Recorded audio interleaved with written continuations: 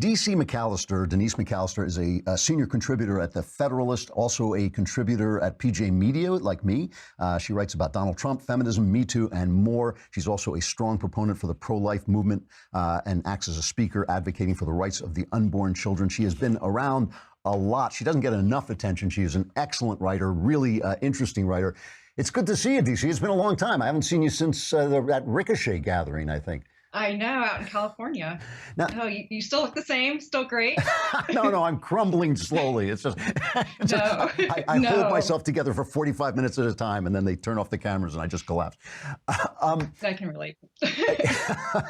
Now, the thing I want to talk about before we start talking about the state of play between the sexes is one of the things that is fascinating about you is your life and the place that you're coming from. Now, when you and I met, I seem to remember that you have something like 77 children. Is that right? You have like about 112 children, something like that. I have 3 children, 3 stepchildren, but we raised them all. So. Okay. All right. So you've raised quite the handful. You raised 6 children. That is a lot. You are now a very respected writer and commentator. You obviously are taking care of a lot of human beings. You were not always like this, and I have read stories about you that are very moving, that you really came to the brink. I mean, I remember one particular story about you going to get an abortion. Can you tell people a little bit about your life, how you got to be here? When I talk to women about abortion and pro-life issues, they often say to me, "You cannot relate to me. You don't understand the struggle I'm going through, how difficult it is, that I don't have any support, that I have nothing to look forward to, and that abortion is my only option." And I have to tell them I do understand. You know, I was there. About 17 years ago, I was married, and I was in the ministry, actually, and I got separated from my husband, and during that time, when we were discussing getting back together, I got pregnant with another man's baby. And I was a member of a church at the time that was very conservative, very fundamental. And they believed that if you divorced your spouse, then you also gave up rights to your children. And it was a very traumatic time. I was pregnant. They had actually taken away my children at one point. I didn't know where they were. And I had 2 children at the time, a 4-year-old and a 2-year-old, a boy and a girl. And I was devastated. I had a job. I lost my job. I lost all my friends. I lost all my connections. I lost my children. And here I was pregnant. And I just thought, I sat in the parking lot one day of the abortion center. It was really hot. And one memory I have of it is French fries in the car. Anyone with kids knows what that's like, the French fries in the car and that kind of smell. And it just brought tears to my eyes. It reminded me of good times with my children and how I wanted just everything to be normal again. And I think that's how a lot of women are when they get pregnant, they get in these situations. They just want it easy. They want it normal. They want happy times again. And this pregnancy has disrupted everything. And I wanted my children back. I wanted my life back. I wanted my church back, my job. Everything could be fixed if I just killed my child. And I went into the abortion clinic. There were 2 girls there ahead of me. And I remember the woman at the desk said, "Can I help you?" And I was like, "Actually, you can't. No, you can't help me. There's only one person that can help me, and that's my Savior." And I could not shed the blood of my daughter. You know, blood had already been shed for what I had done. And by God's grace, I was able to move forward, to have my baby. It has been a difficult life. I actually named her Grace. And it's been it's been a struggle. And there was a period of time after that I didn't have any money. I lived in this really grungy apartment with bugs on the floor. I didn't have any support except for a bit from my ex-husband and some help from my parents. I didn't have a job. I had to go find out a way to get money. A church ended up helping me. And it was through the support of Christians, support of the church. We hear a lot of bad things said about the church. You know, this is my story is pretty interesting because I had a bad rap from the church, but I also had the church who helped me. And God is gracious. And I've 17 years later, have a beautiful daughter who's given me love and happiness in life. And if these women just know the joy that can come out of suffering, the hardship that can come out of very difficult situations, and just the beauty and the grace that can come out of just a nightmarish situation. It's an incredible story. And I mean, I think that just because you're in a church doesn't mean the church is following the way. Just because they call him Lord, Lord doesn't mean they do what he tells them to do. And I think that so now you have come through this, and now so you can stand before people and tell them about abortion. But But one of the things that you write about, too, is in this moment of Me Too, you really write very forcefully about the fact, trying to get the facts of the way men and women are. I want to read just a little bit of a piece that you wrote that really leapt out at me. One of the reasons I asked you to come on during this Me Too thing, you said, here's a little secret we have to say out loud. Women love the sexual interplay they experience with men, and they relish men desiring their beauty because it is part of their nature. I mean, that is so simple and so obviously true, and yet that has become controversial. When you look at this Me Too movement, how do you address this? I know women have been mistreated. I know some of these stories they tell are horrific. I'm in Hollywood. I know exactly how people treat women here. What do you want to say to them about that?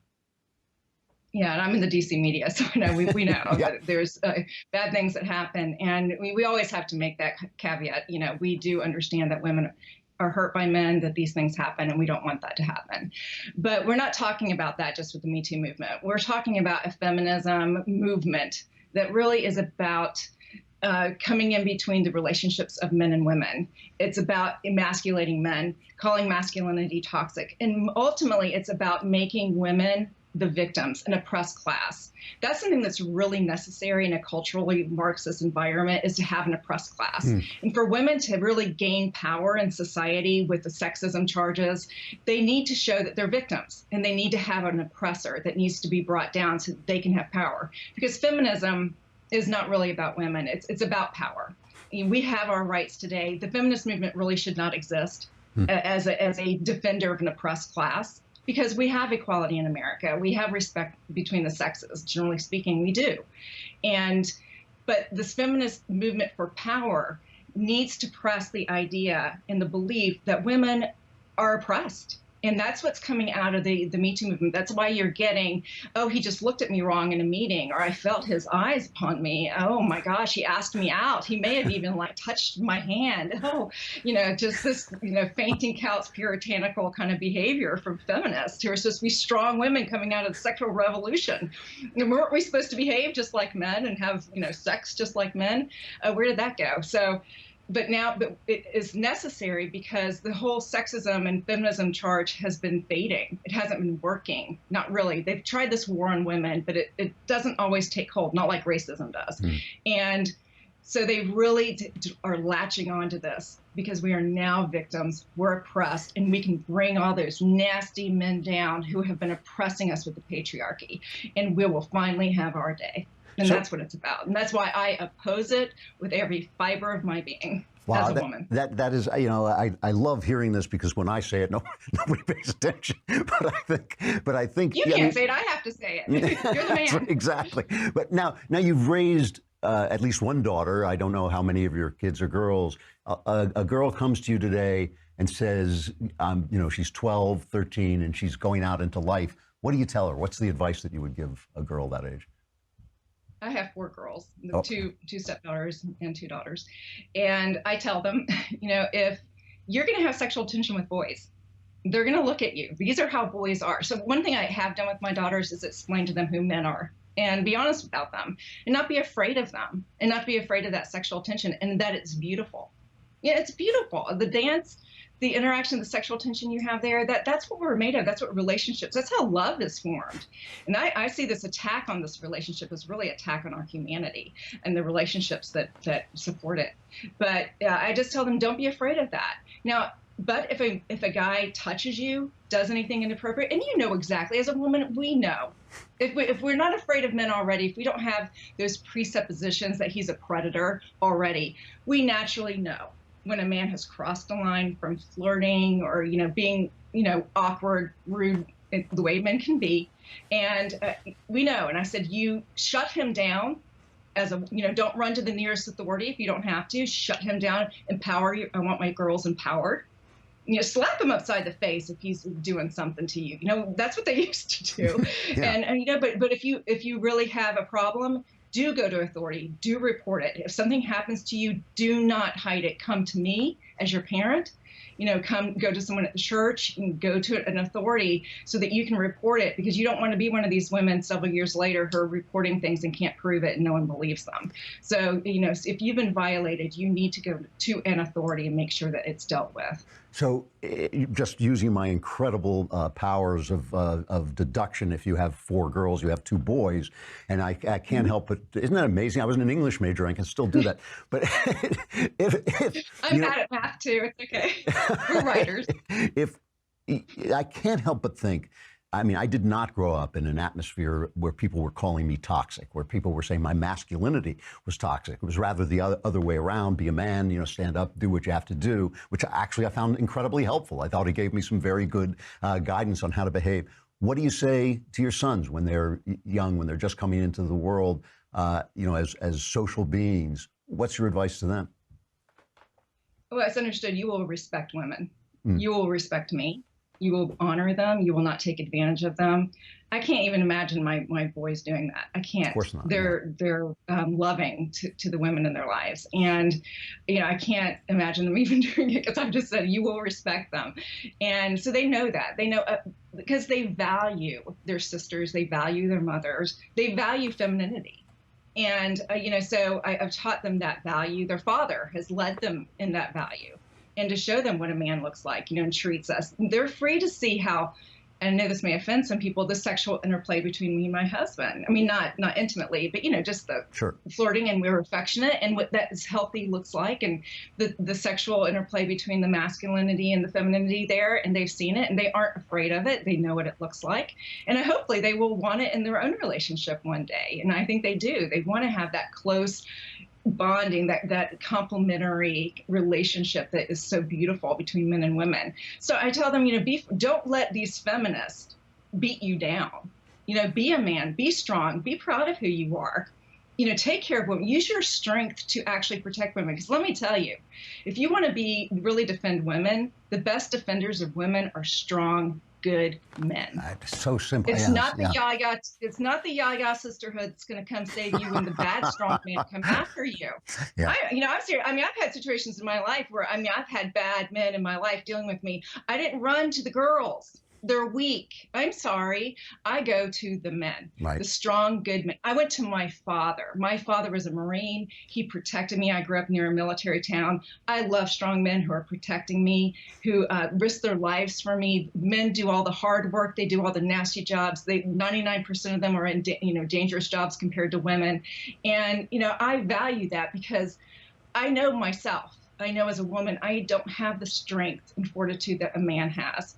And I can have my femininity nurtured, valued, and protected by a strong, good man. And that's what I want my sons to be. This is the thing that drives me crazy about the feminism, is that it devalues femininity, one of the great joys and comforts of the world. I mean, one of the things that makes the world, any good of the world is going to include that. And it's just, it makes me insane that they kind of knock it down in the name of feminism. I'm running out of time. I want to ask you one last question, because I've noticed you being attacked.